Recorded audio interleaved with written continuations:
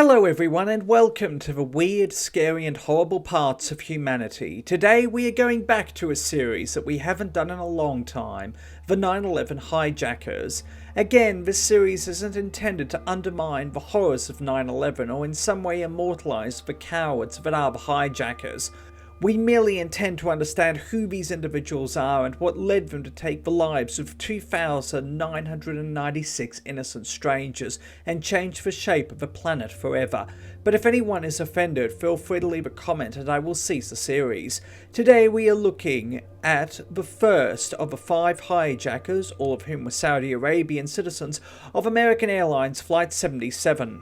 American Airlines Flight 77 was a Boeing 757-223 registration N644AA, departing from Washington Dulles International Airport at 8:20 a.m. bound for Los Angeles, California, with the plane hijacked at 8:51 a.m. and the plane hitting the Pentagon, killing all 64 individuals aboard, including the 5 hijackers, as well as 125 people in the Pentagon, injuring 106 people in the Pentagon. Hani Hanjour, who was called a mystery man by the New Zealand Herald in 2002, was born in Taif, Saudi Arabia on the 30th of August 1972. Taif is in the Makkah region of Saudi Arabia with a population of 683,693 people as of 2020 and is the 6th most populous city in Saudi Arabia and has been called the unofficial summer capital of Saudi Arabia due to the moderate weather during the summer. Hanjour was one of 7 children and the father of a food supply business person. Ironically, Hanjour had a true love and passion for aviation, including wanting to drop out of high school to become, of all things, a flight attendant. But his brother Al-Ghamdi discouraged Hanjour from this in order to focus on his studies. At 16, Hanjour travelled to Afghanistan with the intention of fighting for the Mujahideen against the Soviet army. However, once he arrived there, the war had ended with Soviet withdrawal and Mujahideen victory. 14,453 Soviet troops were killed in the Afghan-Soviet War, 18,000 Afghan government troops killed, at least 56,000 Mujahideen soldiers killed, 5,775 Pakistani soldiers killed, and as many as 2 million Afghani civilians killed. Hence, Hanjour worked for a relief agency in Afghanistan, however the name of it is unknown. Hanjour travelled with the assistance of his brother Al-Ghamdi to the United States of America on the 3rd of October 1991 to study English at the University of Arizona's Center for English as a Second Language. The program was only 8 weeks and he left Saudi Arabia in early February 1992. However, as a result, Hanjour became the first 9/11 hijacker to enter the United States of America. And by his own brother's confession, Al-Ghamdi told the Washington Post in 2002 that his family thought that Hanjour loved the United States of America. During this time, Hanjour shared a 3-bedroom home on the 4th Avenue and 4th Street, owned by a father and son team who rented rooms to international students. Hanjour was seen as a model housemate, extremely respectful, apolitical, and a nonchalant, happy-go-lucky teenager. His boyhood love for aviation had never really dissipated, and he told Bob of the father and son duo and other roomies that his dream was to become an airline mechanic, which he insisted was well paid in Saudi Arabia. For context, in 2023, an average airline mechanic or service technician in Saudi Arabia will make $37,800 US per year. However, the average salary in Saudi Arabia is $20,796 US. However, Hanjour never really let his religious nature dissipate, and he attended a local mosque for morning, afternoon and evening prayers. He was also kept in something of a bubble, as on weekends he would be picked up by 2 unknown individuals in cars, who he would refer to as his uncles, despite having no family in Arizona with whom he would spend the day, thereby preventing interaction with people his own age, as well as citizens of the United States of America. In December 1991, Hanjour, citing homesickness, informed Bob that he would leave back for Saudi Arabia, leaving in February 1992 for his native Saudi Arabia. From 1992 until 1997, Hanjour lived a rather mundane life, helping his family run a lemon and date farm near Taif. His family insisted that he marry and settle down, but Hanjour insisted on establishing his own life first, before starting a family. Ultimately known as mid-20s, Hanjour's thus far unfounded passion for aviation had never truly dissipated, and he applied for a job at Saudi Arabian Airlines as a pilot.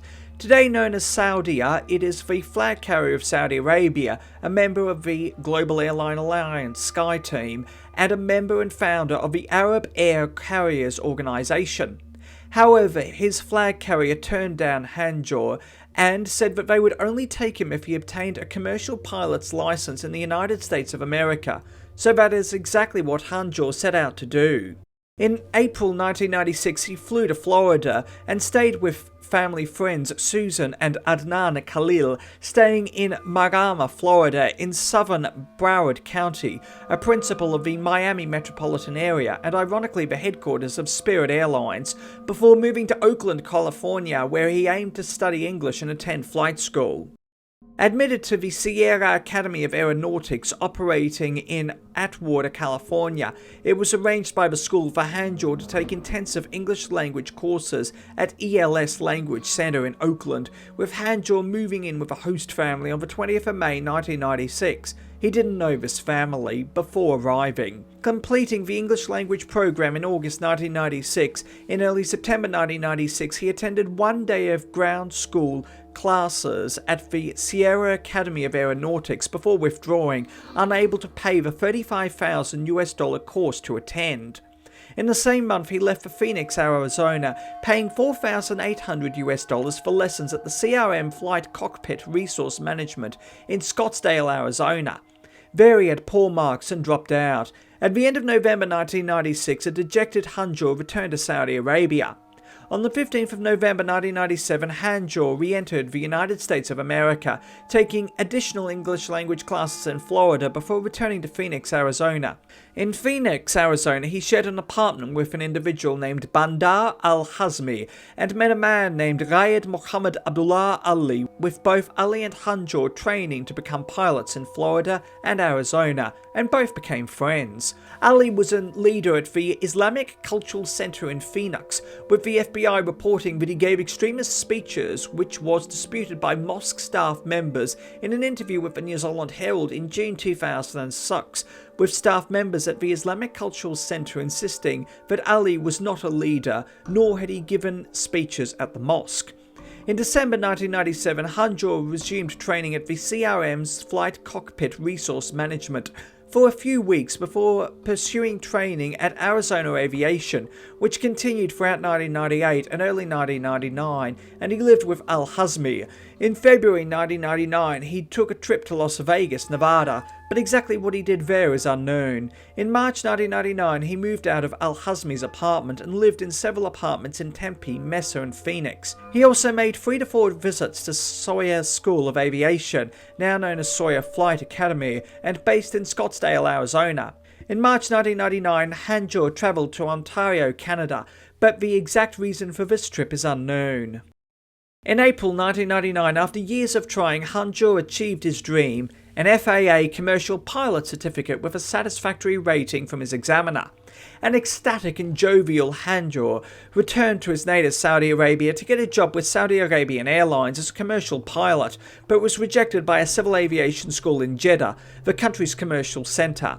Outside of small charter airlines Dalal Avco and Mideast Jet, as well as then cargo airline SNS Aviation, operating for DHL, which ceased in 2014, Saudi Arabian Airlines was really the only airline of any substance operating in the kingdom, and with the airline rejecting him, he was pretty much doomed. His brother Yasser reflected how this changed Hanjour's sentiments and attitude as he turned his attention towards religious texts and cassette tapes of militant Islamic preachers. In late 1999, he told his family that he was heading for the United Arab Emirates to look for work as a pilot. It is suspected, however, that he headed to al-Qaeda's training camps in Afghanistan, which he is known to have attended from at least 2000, and he was known by al-Qaeda as Ura al-Taa'ifi. At the same time, his FAA certificate became invalid after he failed to take a mandatory medical examination. In May 2000, American Airlines Flight 77 hijackers Nawaf al-Hazmi, pictured to the right, as well as Khalid al-Mihdhar, pictured to the left, attended Sorby Flying Club in San Diego, California. A third person, who is unknown, went with the two who took flying lessons, and this third individual waited on the ground. Again, it is unknown who this individual is, but it is speculated that they may have been Hanjour. In September 2000, Hanjour sent a $110 registration to the ELS Language Center, which leased a space on Holy Names College, a private Roman Catholic university in Oakland, California, to continue his English language studies. He then applied for another visa to enter the United States of America, an F1 student visa, and he applied for this in Jeddah, which was granted. Even though he didn't mention that he had been to the United States of America on previous occasions, this didn't impede his visa application. He never showed up for classes, and the ELS Language Center contacted its representative in Saudi Arabia to inform them, but the representative in Saudi Arabia was unable to find Hanjour. On the 5th December 2000, he opened a Citibank account in Daira, Dubai in the United Arab Emirates. Getting his frequent flyer miles up, on the 8th of December 2000, Hanjour was recorded as flying into Cincinnati, Ohio, and it is thought that he travelled from there to San Diego, California, where he lived with Abdulstar Sheikh, an asset of the FBI San Diego field office, who was called by the Joint Inquiry into Intelligence Community Activities. Before and after the terrorist attacks of September 11, 2001, the FBI's best chance to uncover September 11th before it happened. Sheikh would later state that the trio of hijackers who lived with him, including Hanjour, were non-political and had done nothing to arouse suspicion, telling the San Diego Union Tribune they were nice, but not what you would call extroverted people. It was there that he lived with Nawaf al-Hazmi, pictured to the left, and Khalid al-Mihdhar, pictured to the right, a fellow American Airlines Flight 77 hijacker. In late 2000, the school judged that he had reached a sufficient level of proficiency in English to survive very well in the English language. In January 2001, he attended the Arizona Jet Tech Flight School, but was reported to the FAA at least 5 times because his English was inadequate for the commercial pilot certificate that he had obtained. For instance, it took him 5 hours to complete an oral exam meant to last just 2 hours. Simultaneously, a Jet Tech manager noted that he could not fly at all. He also failed the University of Arizona English classes, having obtained a GPA of just 0.26. It's worth noting that on the 4th of March 2002, the New York Times would state that he was a trainee noted for his incompetence. In February 2001, he began attending simulator trainings in Mesa, Arizona. In the same month, he visited the San Diego Zoo. In February 2001, the three moved out of Sheikh's house and to Falls Church, Virginia, with Hanjour living with Hazmi. It was there that the trio began attending Dar al-Hajj Mosque, and on the 4th of April 2001, Hanjour asked for his utility deposits to be forwarded to 3159 Roach Street, Falls Church, Virginia, the same address as Dar al-Hijra Mosque. On the 2nd of May 2001, Majed Mohed, pictured to the left, an American Airlines Flight 77 hijacker, and Ahmed al-Ghamdi, pictured to the right, a United Airlines Flight 175 hijacker, both moved in with the duo. The four then went to look for apartments in Fairfield, Connecticut, which ironically is where my employer's US HQ is based. While there, they contacted several local flight schools, but they didn't attend any. They also travelled to look at apartments in Paterson. By the end of May 2001, Hanjour was renting a one-bedroom apartment in Paterson, New Jersey. Living there with one roommate, he was visited on numerous occasions by Mohammed Atta, pictured to the right, the principal hijacker of American Airlines Flight 11. In June, he and Atta rented 3 different cars, with Hanjour co-signing with the alias Hani Saleh Hassan. It was during June 2001 that he made his last phone call to his family back in Saudi Arabia. He told them that he was calling from a payphone in the United Arab Emirates and was still working there. It can be assumed that his family thought he was working in aviation, but he didn't go into any detail on his work. Hanjour and at least 5 other hijackers travelled to Las Vegas several times in mid-2001, where they drank alcohol in contrast to the rules dictated by Al-Qaeda and indeed by the Islamic faith, gambled and visited lap dancing clubs. It is not believed that Hanjour saw prostitutes or went into the back room while at the lap dancing clubs, and it is believed that he died a virgin. On the 20th of July 2001, he and fellow American Airlines Flight 77 hijacker Nawaf al-Hazmi flew on a practice flight from Fairfield, New Jersey to Montgomery County Air Park in Maryland.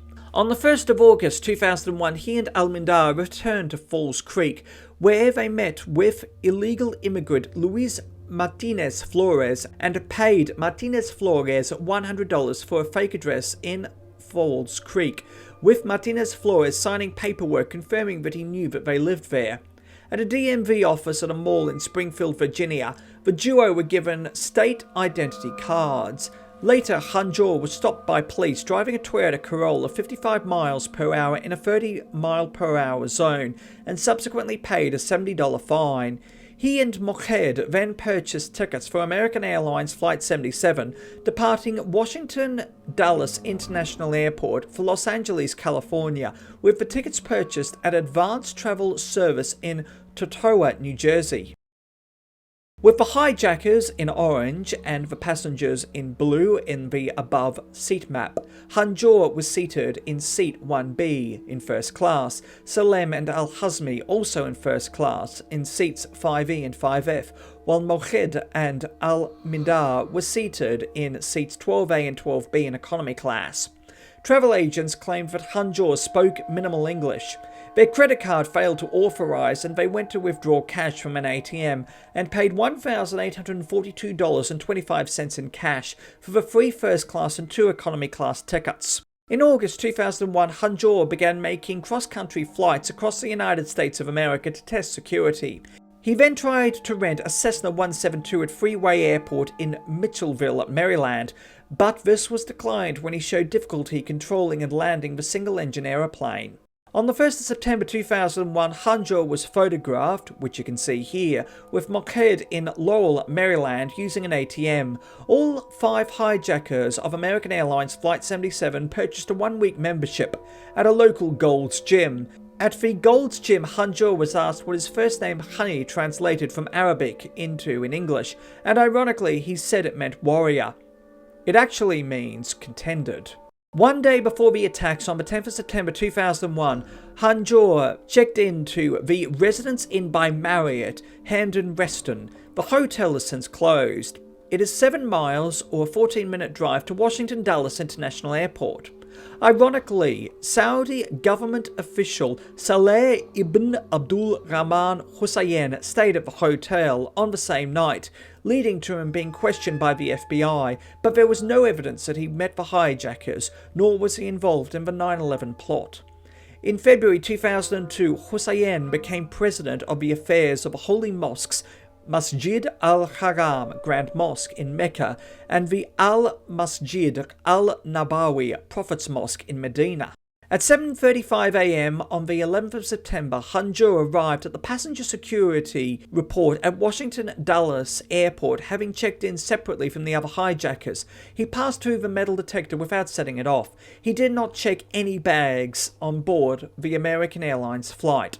He was chosen by the computer-assisted passenger pre-screening system criteria because he did not provide identification and raised concerns of the American Airlines check-in agent. With American Airlines Flight 77 departing 10 minutes later than its scheduled departure time at 8:20 a.m. from gate D26, the last normal communications from the Boeing 757 to air traffic control was at 8:50 a.m. and 51 seconds.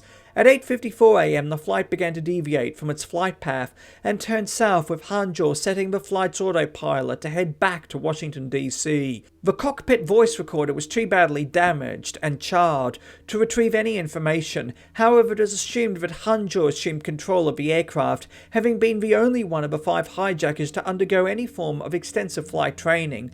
And it was in a sheer piece of irony that Hanjour's boyhood dreams had been realized in the most tragic of circumstances. He was flying a commercial aircraft, having been rejected countless times by his flag carrier. At 9:29 a.m, Hanjour disengaged the autopilot and took manual control of the Boeing 757.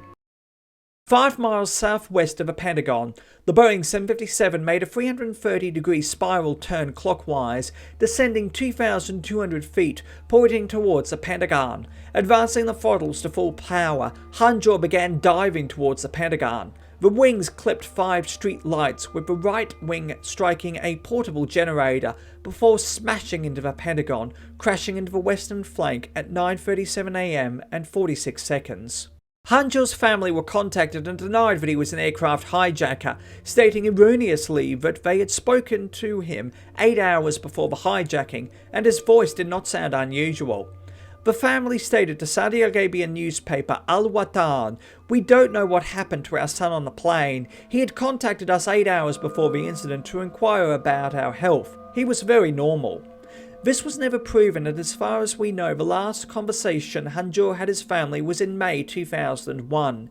However, it was reported on the 22nd of September 2001 by Arab View that his family had indeed accepted that he was dead and a hijacker on board American Airlines Flight 77. Thank you for watching. Please do yourself a favour and hit that subscribe button and the bell icon to inform yourself of when new videos come out. Also, why not hit that like button and leave a nice comment? It helps more than you know and your support is truly appreciated. Until next time, stay awesome, stay classy, be kind to everyone you meet, have an amazing day, and remember the truth is always more interesting than fiction.